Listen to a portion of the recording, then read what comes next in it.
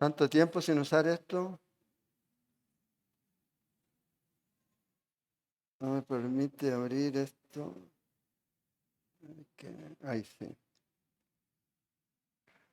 Mateo capítulo 11. Ahí vamos a estar retomando ahí nuestro estudio. Hoy día vamos a compartir comunión en esta mañana. Y agradecer al Señor también por el viaje. Estuvo conmigo Víctor. Ya disfrutamos bastante el tiempo que estuvimos allá y poder compartir. Y él estuvo en la graduación del grupo de Escuela de Discipulado y Ministerio allá en Chile. Entonces, la obra que el Señor está haciendo a través de ese ministerio, que ya empezaron las clases recién, no, mañana empiezan. Si alguien quiere información, ahí está Víctor, puede hablar ahí, va a empezar con la clase acerca de evangelismo.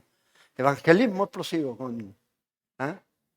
Entonces, para que ustedes se puedan contactar y quieran tomar ese tiempo para aprender, siempre es una bendición el tener herramientas que nos puedan servir para llevar el Evangelio a otras personas y proclamar el Evangelio a otras personas. Así que fue un buen tiempo juntos ahí bueno, para mí, no sé para él, ahí estar ahí. Entonces, capítulo 11, vamos a continuar.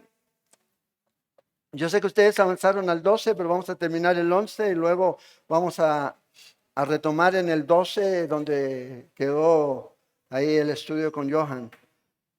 A modo de resumen rápido de lo que hemos visto hasta ahora en este libro, en estos meses que llevamos estudiando Mateo, en nuestro viaje a través del Nuevo Testamento, en los capítulos 5 al 7 nosotros vimos ahí cómo el Señor enseña en el Sermón del Monte, ¿ya? Y muestra que Él es superior en cuanto a todos los maestros que habían ellos escuchado, porque Él hablaba con autoridad.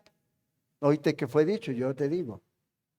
Y ese sermón ahí el Señor habla acerca de cómo los fariseos eran hipócritas y cómo ellos estaban juzgando a los demás y cómo el cristiano debe vivir en la perspectiva del reino, en el reino en el que estamos viviendo, en el reino de Dios. Ahora, otra vez, recuerden, este no es, como les dije, el cielo, ni tampoco todavía hemos visto todo el reino de Dios literalmente cumplirse acerca de esto. Ya en un par de semanas más voy a estar hablando de eso en el libro de Jeremías. Pero aquí ellos recibieron toda la instrucción acerca de cómo se debía vivir aquí, en este tiempo.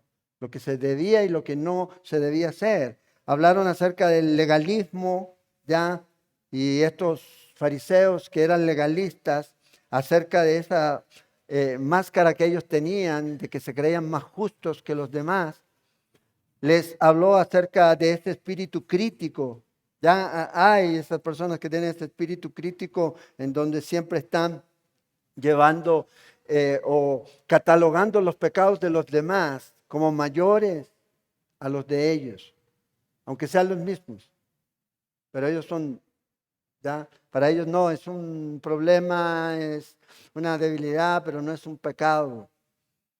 Entonces Jesús habló acerca de eso. Luego los capítulos 8 al 9 que miramos ahí, habló el Señor y enseñó en forma práctica el poder que Él tenía sanando a la gente. Y todos los milagros todos los milagros que el Señor hizo ahí. Pero también vemos cómo el Señor fue rechazado a pesar de eso. A pesar de todas las buenas obras que él hizo, el Señor fue rechazado, especialmente por los líderes religiosos. Capítulo 10, el Señor envía a los discípulos a llevar el Evangelio a los judíos, primeramente. Esa era la prioridad. Después, cuando usted llega al capítulo 28, el Señor extiende ya ese llamado y ese mandato a todas las naciones. Pero aquí en este punto el Señor le dijo, vayan a las familias de Israel. Y es lo que ellos hicieron. Les advierte de que iban a ser perseguidos, rechazados, incluso por sus propias familias. Eso es parte. Si usted va a vivir la vida cristiana, de acuerdo a como el Señor la enseña, entonces va a haber ese rechazo de familiares a su vida. a su testimonio, a su mensaje. Y luego aquí en el capítulo 11 donde estamos y empezamos el 28 de abril, empezamos este capítulo. Y ahí yo me fui y ahora vamos a retomar.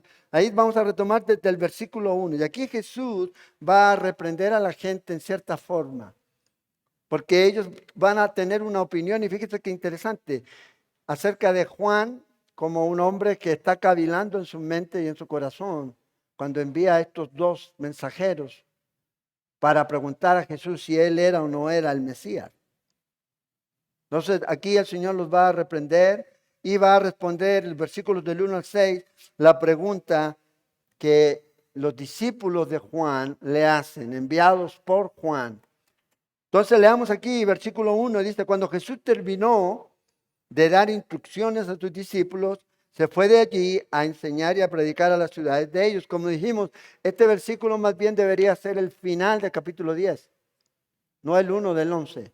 Es que para algunos este es un versículo que trae otra vez la historia o comienza otra vez a unir el relato de lo que el Señor estaba y había mandado a sus discípulos. Entonces Jesús enseña, les da instrucciones, los envía y luego de terminar de hacer esto, el Señor Jesús ahora va también a predicar en las ciudades de los judíos. Entonces es un versículo de transición. Y fíjense, en el versículo 2, al oír Juan, este es Juan el Bautista, en la cárcel, los hechos de Cristo, le envió dos de sus discípulos. Juan tenía sus discípulos para preguntarle, ¿eres tú aquel que había de venir o esperamos a otro? Entonces aquí vienen los discípulos de Juan, ¿ya? A preguntarle al Señor acerca de si era él el Mesías o no. Ahora, lo interesante aquí es que nos dice que Juan estaba en la cárcel. Bueno, Mateo ya nos había dicho eso. Es más, Mateo nos dice en el capítulo 4 que cuando Jesús supo que Juan fue puesto en la cárcel, se fue a Galilea. Salió de la zona en donde este Herodes tetrarca tenía el poder, el control, y se fue a Galilea. Ya había pasado tiempo y los discípulos de Juan llegan donde Jesús para preguntarle, Juan nos envía y quiere saber si tú eres o no eres. Ahora, la pregunta que usted debe hacerse es, ¿por qué Juan estaba en la cárcel? ¿Qué había hecho Juan que lo hizo merecedor de estar preso? Entonces Juan no fue un revolucionario en el sentido de que movió las masas para derrocar a Herodes, ni nada de eso, sino que Juan, desde la perspectiva de él y de lo que decía la palabra de Dios, Herodes, que era el que lideraba al pueblo, civilmente estaba cometiendo un pecado y lo confrontó. O sea, Juan no estuvo de acuerdo con el estilo de vida que Herodes estaba teniendo, y no porque a él se le ocurriera que el estilo de Herodes era malo, sino porque la Biblia dice que era malo. Y estaba preso. Ahora, usted puede, si está haciendo notas en su Biblia, puede hacer una nota al margen. Vamos a llegar a un punto en este mundo en donde hacer eso va a significar la cárcel. La pregunta es si estamos dispuestos a mantenernos firmes en nuestras convicciones, convicciones que están fundadas en la palabra de Dios, no es lo que yo creo en mi opinión, sino en la palabra de Dios, y llegar a un punto en donde vamos a poder a lo mejor estar como este hombre, por no estar de acuerdo con todas estas ideologías que se levantan día a día, en donde ya obviamente cada vez se está haciendo más y más fuerte el problema en cuanto a que usted puede tener su opinión. Nos quieren manejar lo que usted piensa, lo que usted dice, quieren tener control. Ya no va a existir esa libertad que tenemos y que la Constitución nos da de ser hombres libres y de opinar libremente lo que yo pienso. Bueno, Juan estaba preso en la cárcel. Llevaba un tiempo ya. Juan tenía una mentalidad antiguo testamentaria con respecto al Mesías. ¿Cuál era esa? Bueno, él esperaba al Mesías reinante. Pero al verse él en la cárcel, ya, él dice, bueno, si el Mesías ya vino, Isaías nos dice, Isaías 61, que una de las cosas que el Mesías iba a hacer en el versículo 1, es dar libertad a los presos. Entonces él le estaba preguntando, bueno, si ya vino el Mesías, ¿qué hace? Yo todavía llevo 6 meses aquí y todavía nadie viene y me libera el Mesías. ¿Por qué no hace su trabajo? Esa era la mentalidad que él tenía. A veces a nosotros nos pasa lo mismo. ¿Por qué Dios no hace algo? ¿Por qué Dios no hizo algo? Porque no es de acuerdo a lo que nosotros queremos, es de acuerdo a su plan, de acuerdo a su propósito, de acuerdo a su voluntad. Y a veces muchas cosas de las que nos pasan van a ser circunstancias, van a haber situaciones, producto de decisiones que nosotros tomamos. Y por las decisiones que usted toma no puede culpar a Dios por el resultado de eso. Cuando estas cosas no son como usted pensaba, buenas.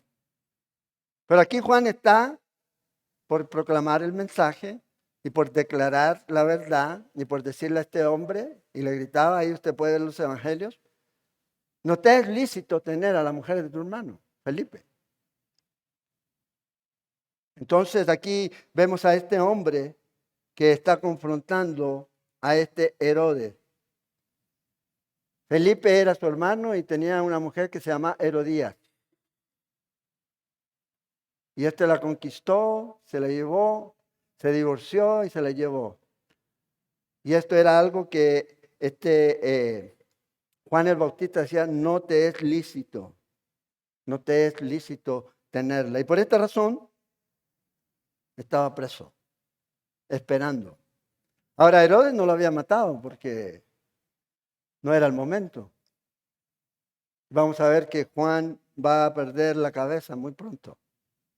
Es parte de todo lo que nosotros podamos perder por Cristo, lo vamos a recuperar en la eternidad. Pero si yo lo pierdo por mí, perdió. Lo vamos a recuperar. ¿Cómo está Juan ahora? ¿Sin cabeza? No. Y entendiendo todo.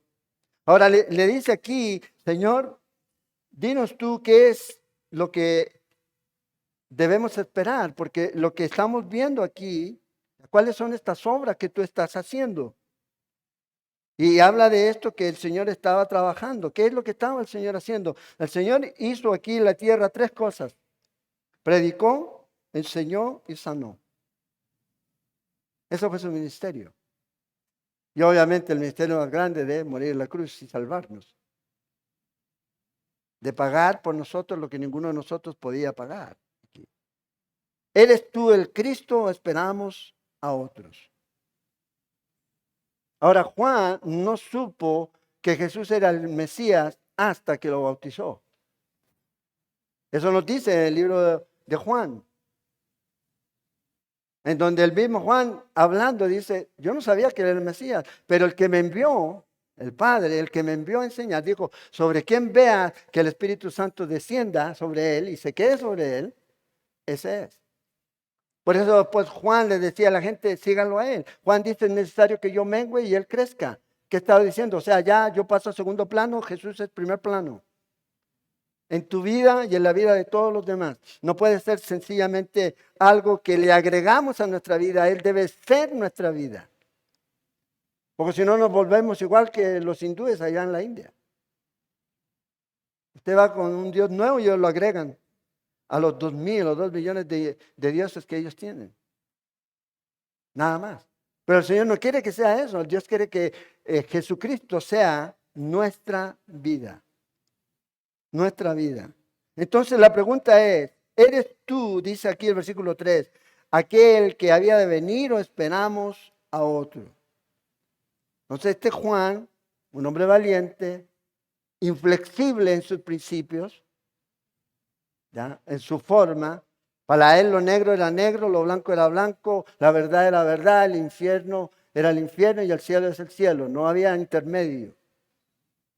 Ese es este hombre que se paraba ahí y les decía a los líderes religiosos, ¿qué les enseñó a ustedes a oír? Víboras. Y le gritaba a los líderes políticos y les mostraba su error.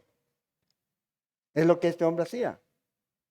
Esto es lo que el Señor lo mandó a hacer, a preparar el camino para el Mesías. Para el Mesías. Entonces le hace esta pregunta: Señor, ¿eres tú o a quién esperamos? Y vea la respuesta que el Señor le da a este hombre ahí en el versículo que sigue. Fíjense. Voy a adelantar aquí. Respondiendo Jesús le dijo: id y haced saber a Juan las cosas que oís y veis. Fíjense, cosas sencillas que Jesús le dice a los discípulos. Jesús no le manda a decir a Juan o le manda un testamento teológico, sino díganle a Juan lo que ustedes oyen y lo que ustedes ven. ¿Y qué es lo que ellos estaban viendo y oyendo? Es lo que el Señor va a decir. Y todo tiene relación con el Mesías en Isaías 35.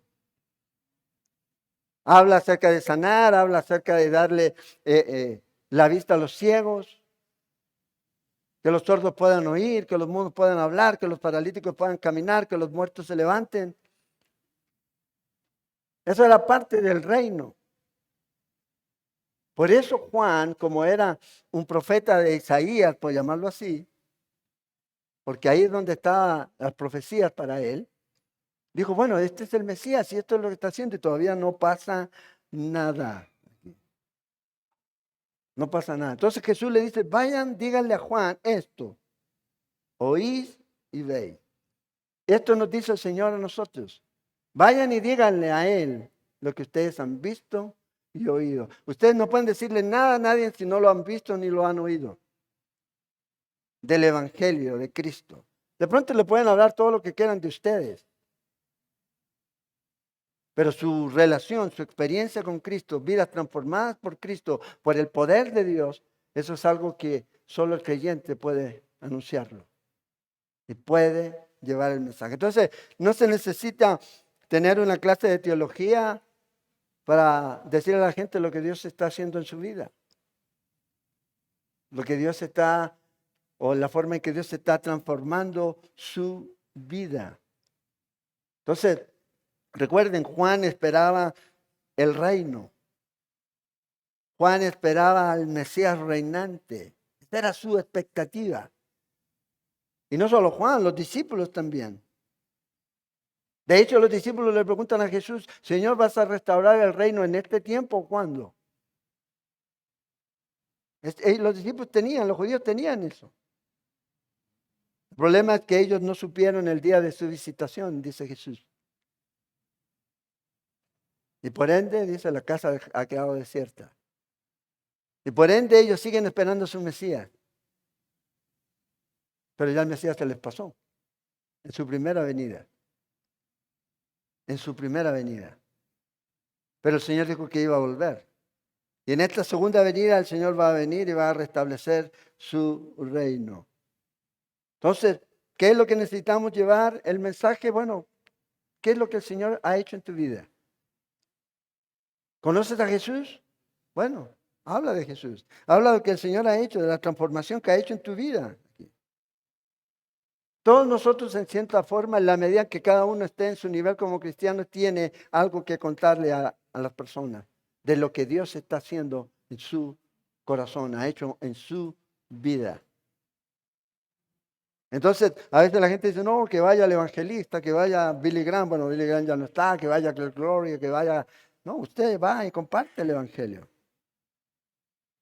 Y vean lo que ellos estaban viendo. Los ciegos ven, versículo 5, los cojos andan, los leprosos son limpiados, los sordos oyen, los muertos son resucitados y los pobres es anunciado el evangelio. ¿Cuántos muertos resucitados hay aquí? Todos. Bueno, vaya y cuéntelo. Estábamos muertos en delitos y pecados, dice Efesios 2. ¿Cuántos éramos leprosos? El leproso es un simbolismo del pecado. El pecado nos estaba comiendo. Pero ya no, somos limpios. Por lo que el Señor ha hecho aquí. Entonces, cuando Juan escucha lo que estos hombres le van a entregar, el mensaje que le van a entregar, Juan inmediatamente podía entender este lenguaje. porque él conocía las Escrituras. Acuérdense, él era hijo de un sacerdote. Conocía las Escrituras. Desde el vientre de su madre, él fue apartado para Dios. Fue lleno del Espíritu Santo, nos dice el libro de Lucas en el capítulo 1, desde el vientre, cuando María fue a visitar a su prima Elizabeth. Y conocía las Escrituras. Entonces, cuando Juan escucha esto, dice, bueno, estos son los milagros que anuncian el reino milenial, pero que ya están siendo anticipados con la llegada del reino de los cielos. Y el reino de los cielos tiene que ver con todos nosotros, somos parte de ese reino ahora, porque hemos creído en Cristo Jesús como Señor y Salvador. Otra vez, el reino de Dios, el reino de los cielos, es algo que trae Él, no trae la iglesia. Lo trae Cristo. Eso es lo que Él dice. Él ha llegado, dice hoy. Bueno, el reino milenial, literalmente, cuando el Señor regrese, entonces también lo va a traer Cristo, no lo va a traer la iglesia. Y vamos a ser parte de esto aquí. Entonces, fíjense aquí cómo el Señor cita las Escrituras indirectamente. Y Juan, como las conocía, no necesitaba que el Señor le dijera, Isaías 35, versículo tal, dice esto. No, él conocía lo que el Señor decía.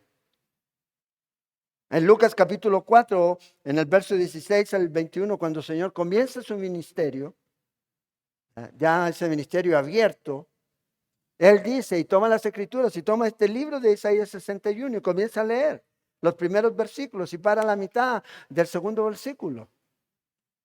No llega hasta donde dice, este es el año de la venganza. No llega ahí, porque todavía no es el tiempo de eso. Él llega hasta el tiempo de la gracia. Y habla acerca de eso. ¿Y qué es lo interesante? Que cuando Jesús termina de leer, dice que tomó el rollo, lo cerró y les dice a los fariseos ahí en la sinagoga en Nazaret, hoy esto se ha cumplido frente a sus ojos. Tu primera venida está cumplida ahí.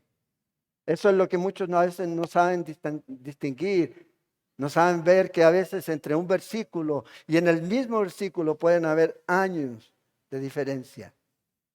Entre su primera venida y su segunda venida, entre cumplimiento cercano y cumplimiento lejano de alguna profecía. Bueno, eso es lo que ocurrió.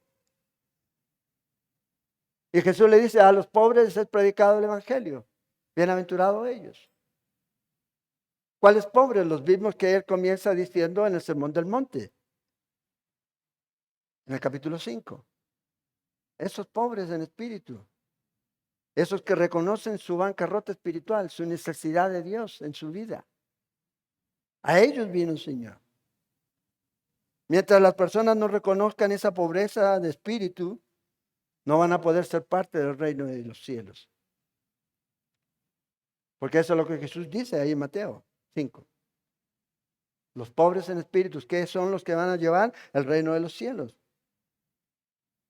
De ellos es el reino de los cielos, los que reconocen al Señor. Y luego dice aquí en el versículo 6, bienaventurados los que no hayan tropiezo en mí. Ahora, estas palabras de Jesús fueron para animar a Juan, no para reprenderlo. No piense, Juan está siendo reprendido por Jesús. No, el Señor lo está animando. Bienaventurado, dice el que no haya tropiezo en mí. La palabra tropiezo es escandalizarse. Esta es la idea aquí. Bienaventurado, dichoso, feliz. ¿Es quién? El que cree en Cristo, el que confía en Él y el que espera en el Señor. Ese es bienaventurado. Y ese que cree en Jesús, que espera en Jesús, que confía en Jesús, que descansa en Jesús, no va a caer. No va a ser tropezado. Bienaventurado esto. Y esto es lo que el Señor dice aquí. Bienaventurados son los que no encuentran tropiezo por mi causa. ¿Quiénes son los que encuentran tropiezo? Los que no creen en Jesús. Ellos. Pero si usted y yo hemos creído en Cristo Jesús, bienaventurados somos.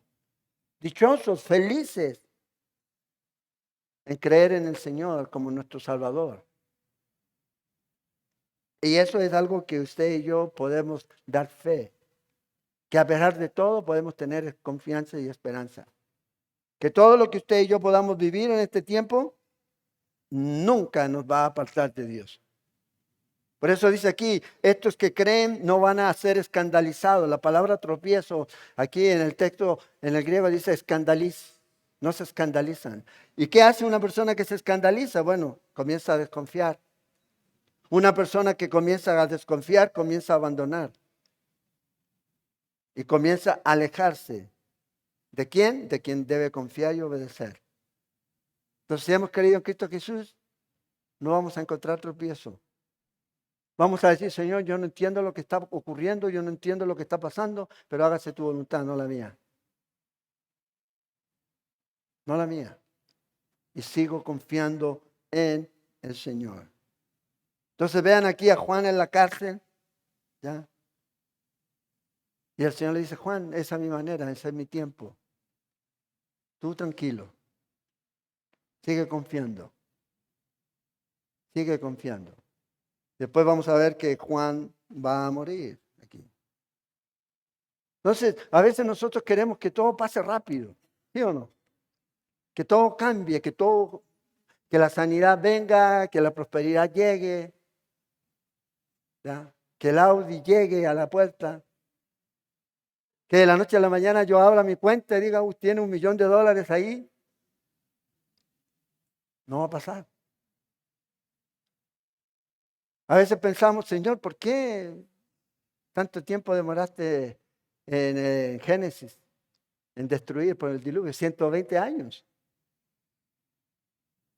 ¿Por qué no hubo una forma más fácil? El Señor pone su mano sobre la familia de Noé y caiga el agua sobre todos los demás y ya.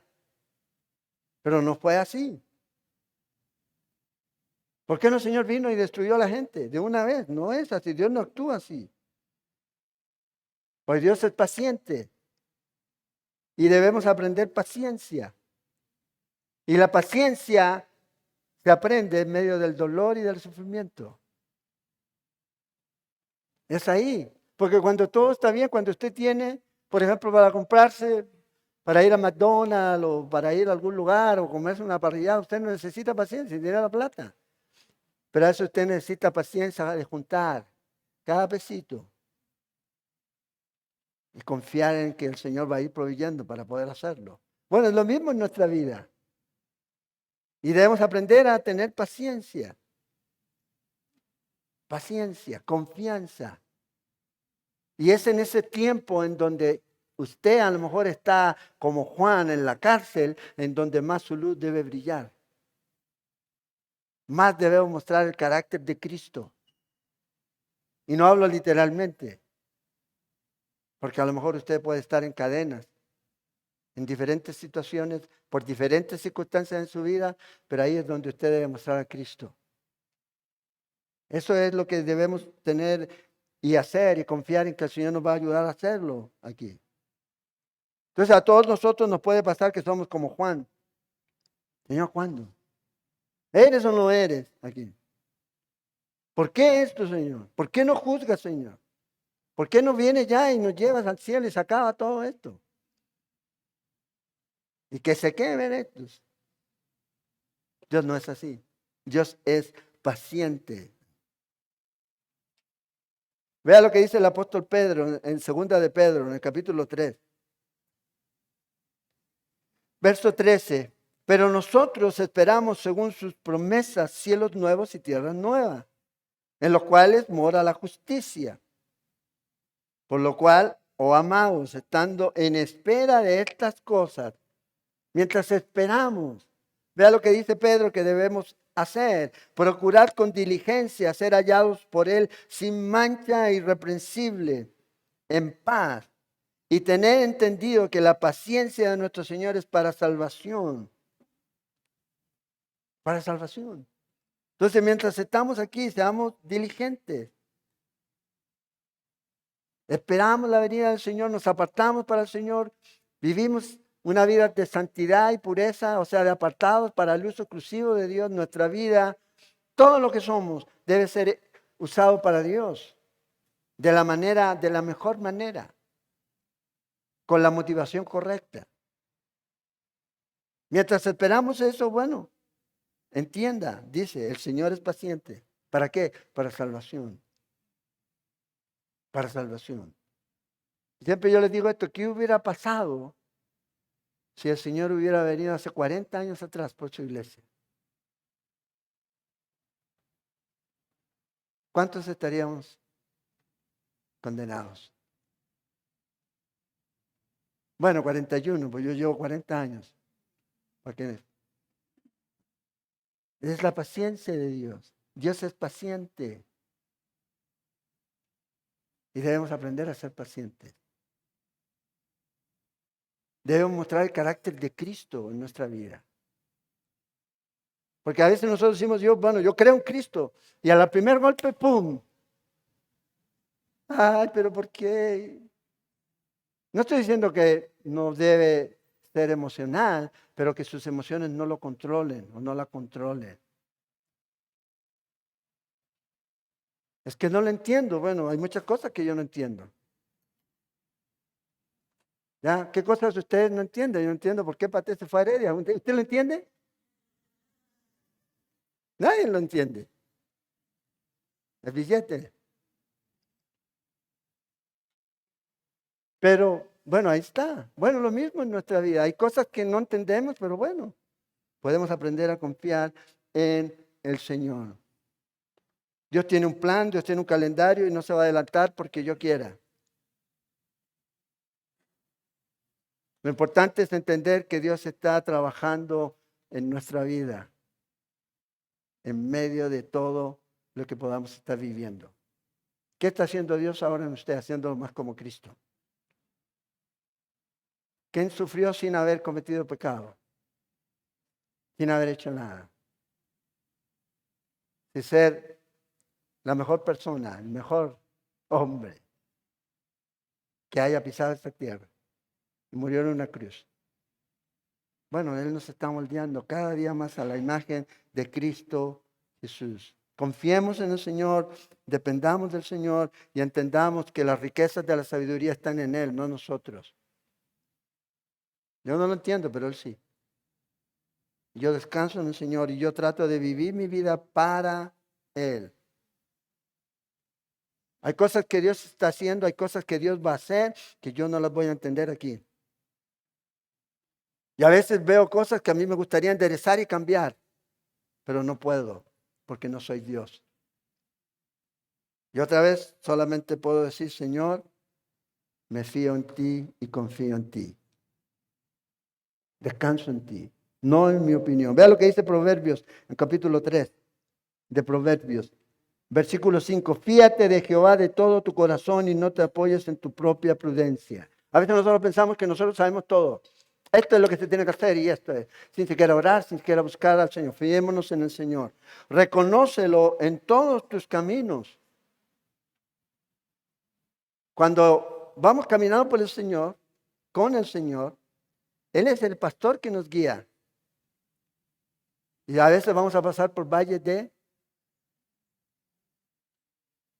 Reconócelo a Él en todos tus caminos. Señor, tú das, tú quitas. Claro, decirlo suena fácil. Creerlo ya es cuando te toca, es el asunto. Y el Señor nos dice aquí, hey, fíjate, reconócelo. Y Él enderezará tus veredas, Él te va a mostrar y te va a guiar, no te va a dejar caer. No seas sabio en tu propia opinión. Teme a Jehová y apártate del mal, porque será medicina a tu cuerpo y refrigerio para tus huesos. Cuando nosotros nos comenzamos a confiar en nuestros propios caminos y no en los caminos del Señor, lo que va a ocurrir es que va eso a apartarnos de Dios. ¿Por qué? Porque vamos a perder temor a Dios, respeto a Dios. Porque creemos que esto es mi plan. Y tienes que bendecirlo, Señor. Y no es así. No es así. Hechos 15 nos dice que cuando hubo esa gran discusión entre la iglesia naciente del primer siglo y debatían acerca de qué iba a ocurrir con los gentiles, si se circuncidaban, si guardaban la ley cuando venían a Cristo, nos dice ahí que se reunieron, hicieron toda esa reunión ahí en Hechos 15, lo puede leer. Y dice que ya después de haber escuchado todo, dice, nos ha parecido bien, y al Espíritu Santo. Porque el Espíritu Santo es el que guía y dirige la iglesia. Bueno, también debe guiar y dirigir tu vida y mi vida.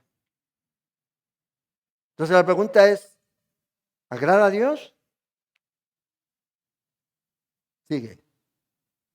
Si no agrada a Dios, ni orar para que le agrade. Entonces aquí el Señor continúa. Ahora aquí, fíjense, en el versículo 7, hablando de Juan. Y vean lo que dice de Juan. Hace 3 preguntas aquí acerca de lo que la gente piensa de Juan o de lo que están viendo ellos aquí.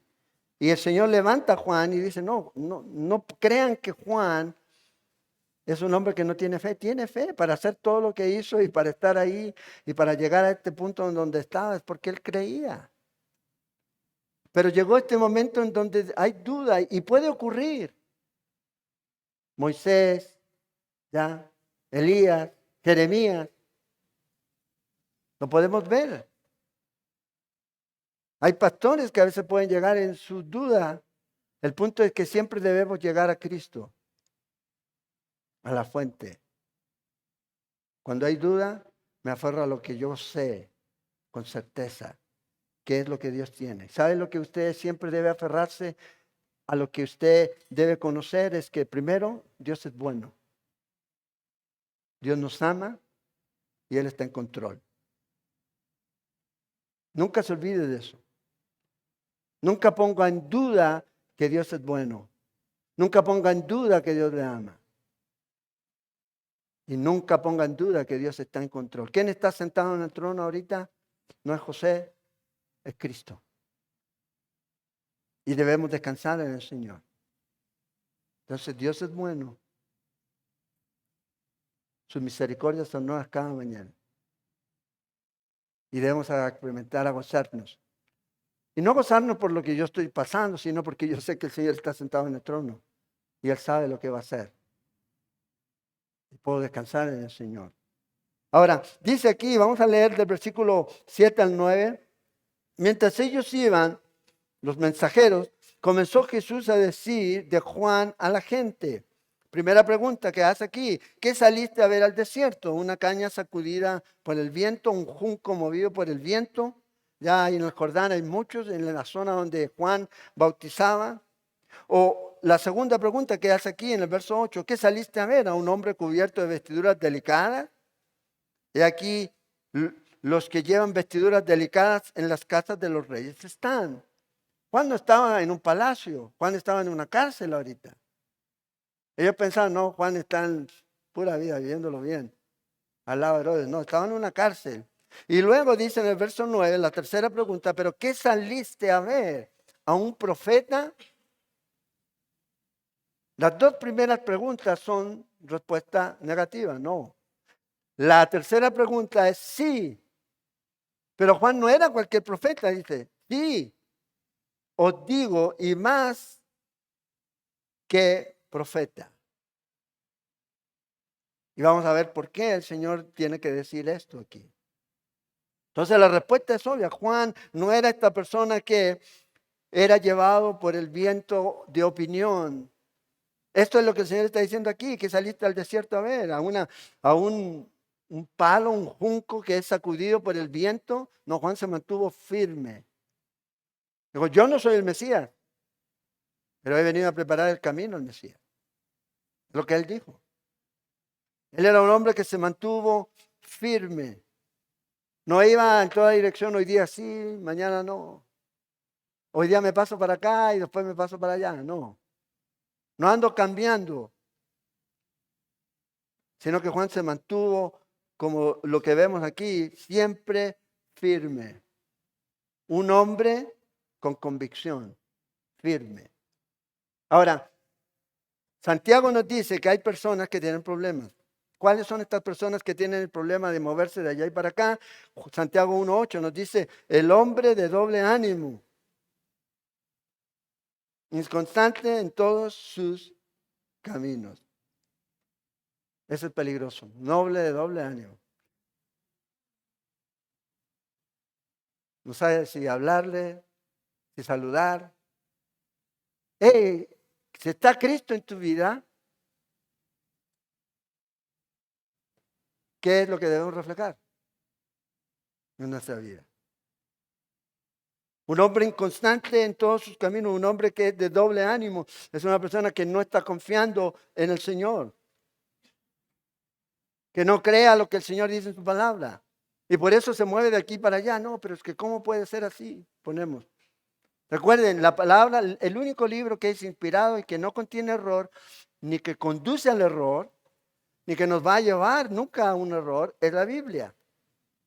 Todos los otros libros sí, pueden estar llenos de errores, o muy pocos, o casi ninguno, pero ninguno es infalible. Solamente la palabra de Dios. Entonces Juan era un hombre que se mantuvo firme. Esto es de este color, y esto es de este color. El cielo o el infierno.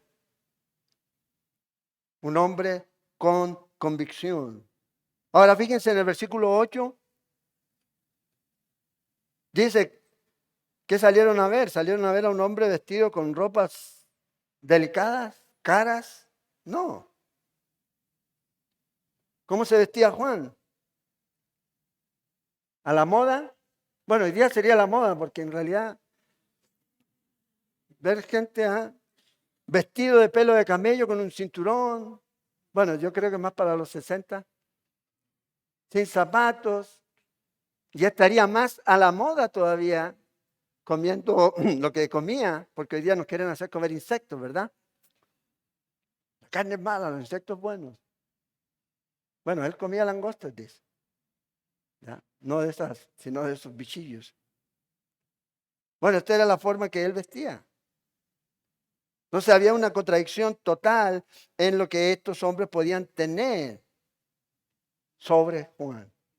Juan estaba sufriendo por proclamar o por declararle el pecado que estaba cometiendo este hombre Herodes aquí. Y vea lo que dice aquí, he aquí los que llevan vestiduras delicadas en la casa de los reyes están.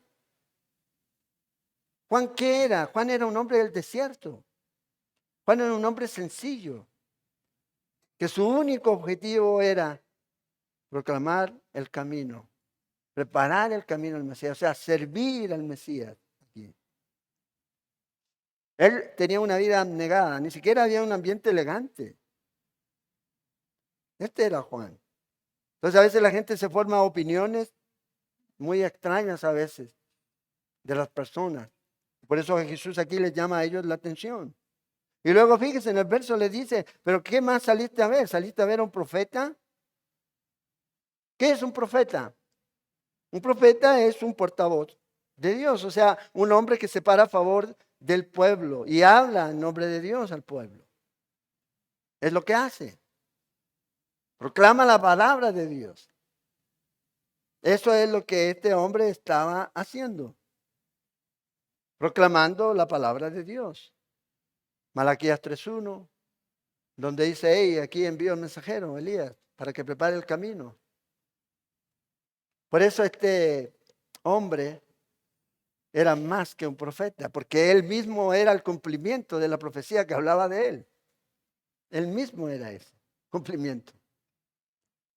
Entonces aquí el Señor dice que salieron a ver a un hombre, este era un profeta, claro. Juan era el profeta de Dios. Y eso es lo importante. Lo importante es qué opina Dios de nosotros. Porque es Jesús hablando de Juan, no la gente hablando de Juan. A veces nosotros esperamos a ver cuál es la opinión de la gente. ¿Y qué nos dice el Proverbios 27:2? Dice, alábete el extraño y no tu propia boca, el ajeno y no los labios tuyos. Bueno, el Señor es el que tiene que hablar por nosotros. No yo haciendo ahí como que soy bueno, estoy haciendo esto, estoy haciendo aquí. No sé si a usted le ha pasado a veces los que están en los grupos de WhatsApp. Alguien pone algo ahí, ¿ya? Y todos comienzan a poner el dedito, la manito o a poner cosas.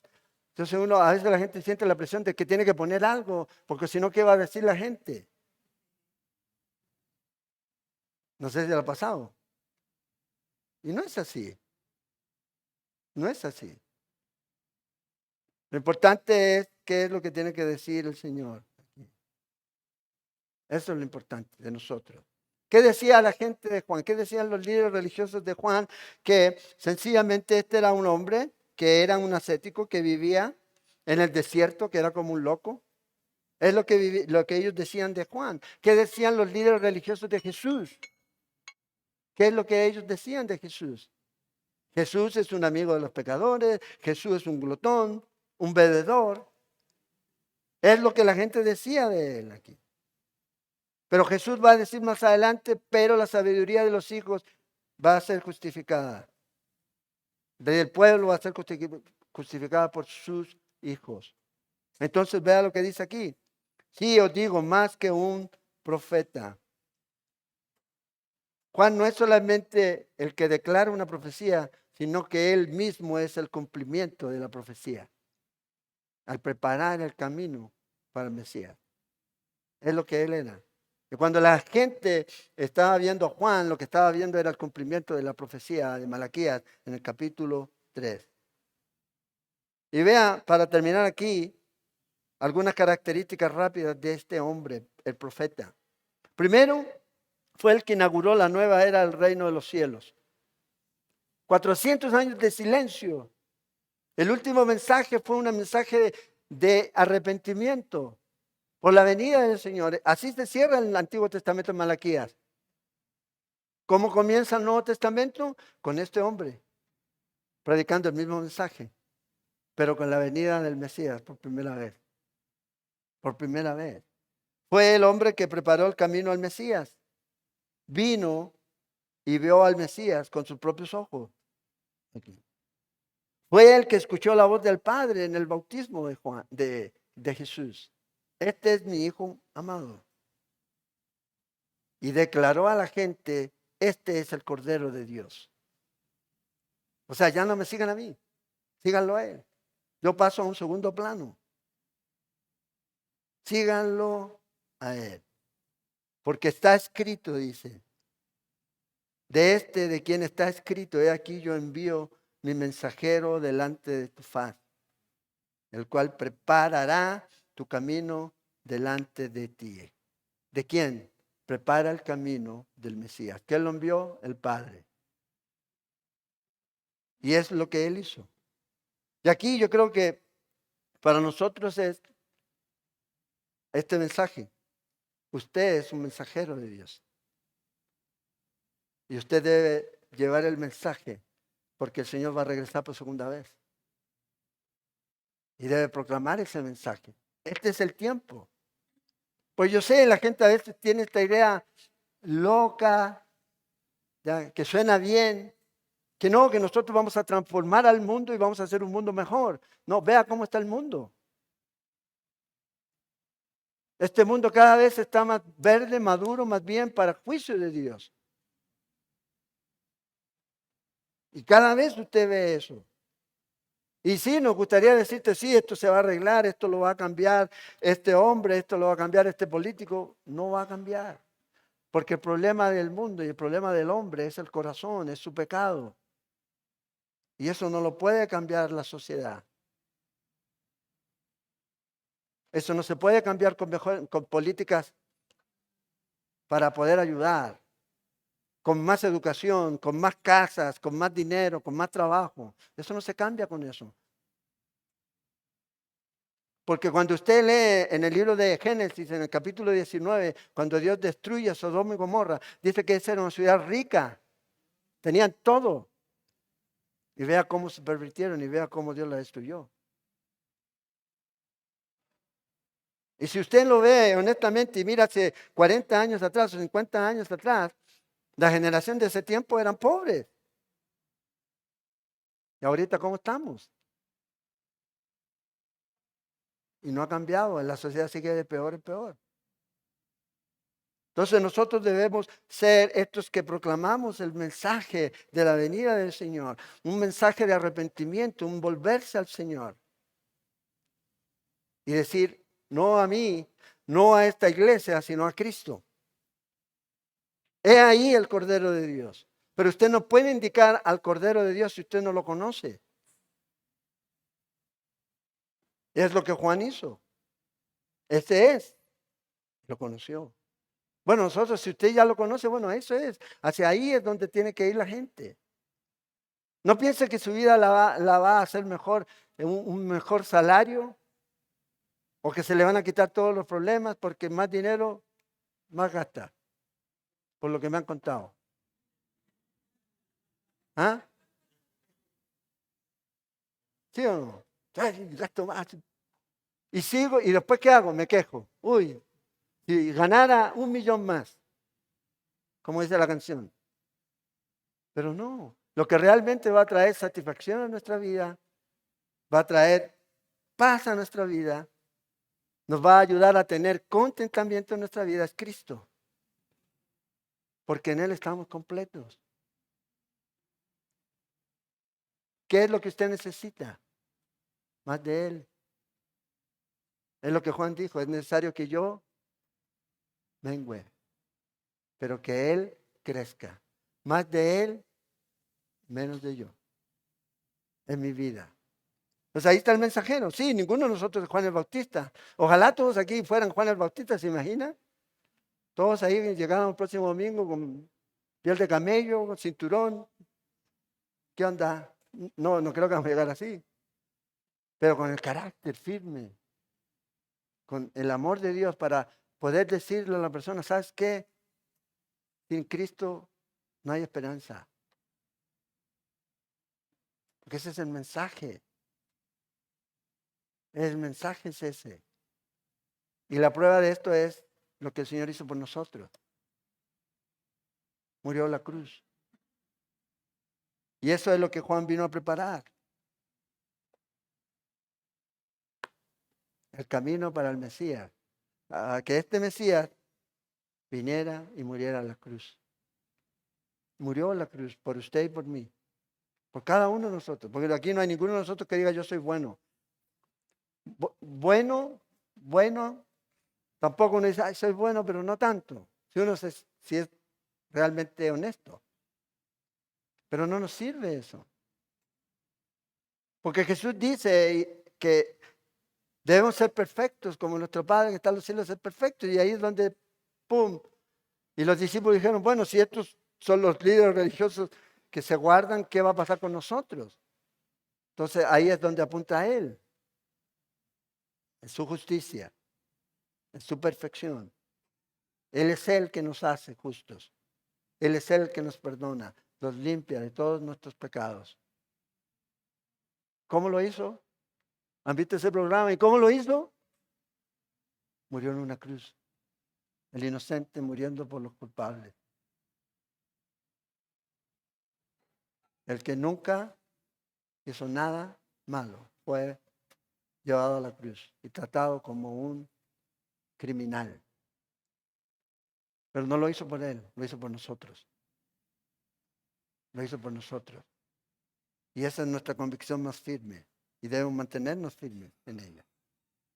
Entonces el Señor dice, bueno, ¿qué está esperando usted? ¿Qué estoy esperando yo? Que otro vaya y anuncie lo que el Señor quiere que anuncie usted. Vayan. Y no le estoy diciendo vaya hasta la China, o vaya a la India. Comienza en su área de influencia. Que no quede duda, que no quede ninguna duda en aquellas personas que lo rodean que usted es cristiano. Que si lo llevan a un juicio, que usted sea culpable de ser cristiano. Porque la evidencia así lo apunta. Sin lugar a duda. Esa es la vida cristiana. Una vida cristiana sencilla, simple, pero llevando siempre a la gente a Cristo. No a una religión, sino a una relación, a una comunión con Cristo Jesús. Y eso es lo que Él vino. ¿Se acuerdan ustedes que cuando Adán pecó, Dice que Adán se escondió. ¿Y qué hizo el Señor? Dice que comenzó a llamarlo. Adán, ¿dónde estás tú?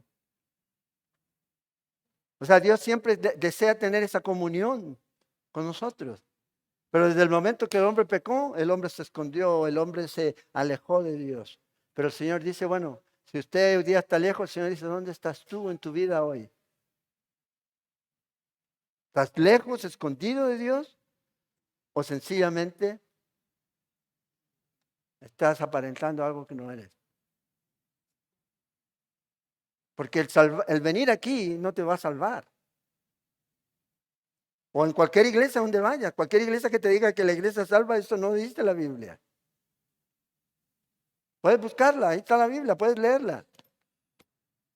Pero son 72 horas, la lees completa. Si te sientas y con 24,000 litros de café y la lees. 72 horas. Y no vas a encontrar. ¿Quién es el que salva? Cristo es el que salva. ¿A quiénes? Aquellos que son pobres en espíritu. Aquellos que reconocen su necesidad de Dios. Dicen, Señor, yo te necesito, no tú a mí. Porque a veces pensamos, bueno, voy a hacerle un favor a Dios, voy a ir a la iglesia el domingo. Qué engañados estamos si creemos eso. O voy a hacerle un favor a mi esposa para que no me moleste más. Qué engañados estamos. ¿Sabes por qué? Porque en este momento tú estás escuchando la palabra de Dios y te hace doblemente culpable al escuchar la verdad de Dios. Y te vas otro día. Otro día. Tú no sabes si otro día va a venir para ti. ¿Hay alguien aquí que sabe eso? Nadie. Creemos, sí. ¿Cuántos años nos quedan en esta tierra? No sé. 70, con mucho 80. Lo importante es que usted hoy día, en esta mañana, vaya seguro. No de una religión, no de un dogma, sino de Cristo. Tomados de la mano de Él. Pues no hay de otra forma.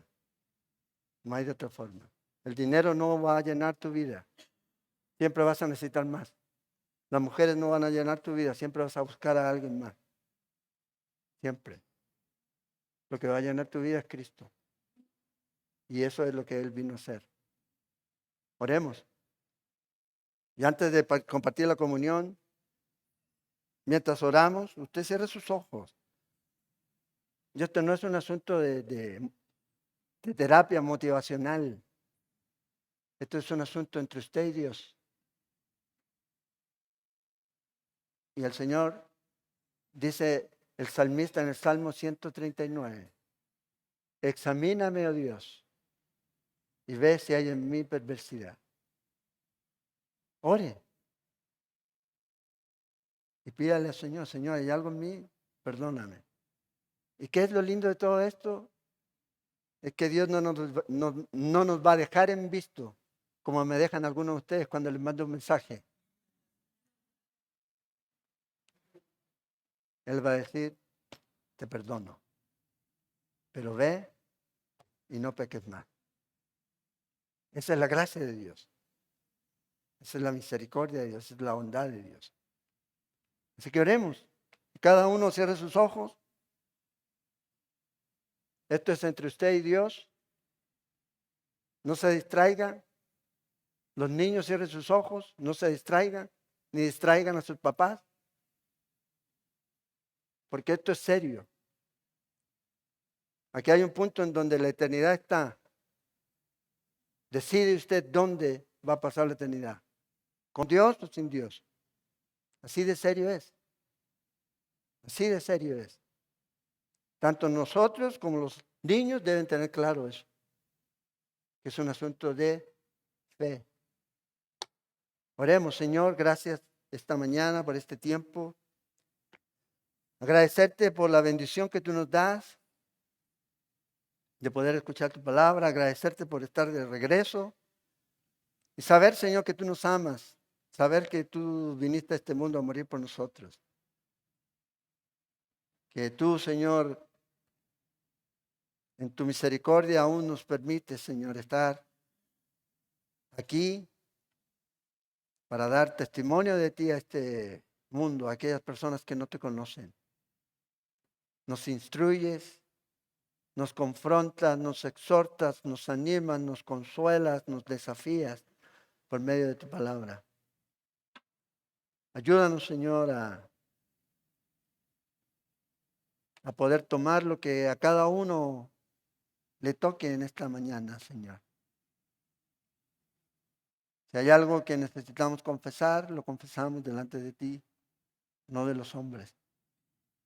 Y pedimos, Señor, perdón. Si hay algo que agradecer, lo agradecemos, Señor, en gratitud a ti. Porque toda buena dádiva, todo don perfecto viene de ti, Señor. Gracias. Si hay, Señor, alguna tristeza en nuestra vida, Señor, sé tú el consolador por excelencia. Un desánimo, Señor, sé tú llenándonos y animándonos, Señor. Si hay indiferencia, Señor, que seas tú moviendo nuestra vida, nuestro corazón, con convicción, Señor. Porque tú nos amas, tú nos quieres usar y te damos gracias por eso, Señor. Queremos que en esta mañana pedirte perdón si nos hemos alejado de ti, si hemos vivido para nosotros y no para ti.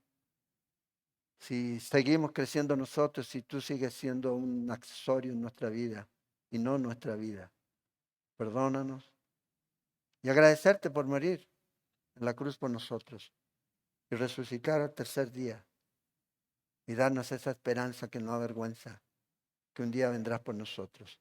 Gracias, Señor. Queremos tomar esta mañana la comunión y queremos hacerlo, Señor, con gozo, con paz, con alegría, sabiendo, Señor, que tú hiciste lo que ninguno de nosotros podía hacer. Por ninguno de nosotros, solo tú, al morir en la cruz. Y decir consumado es.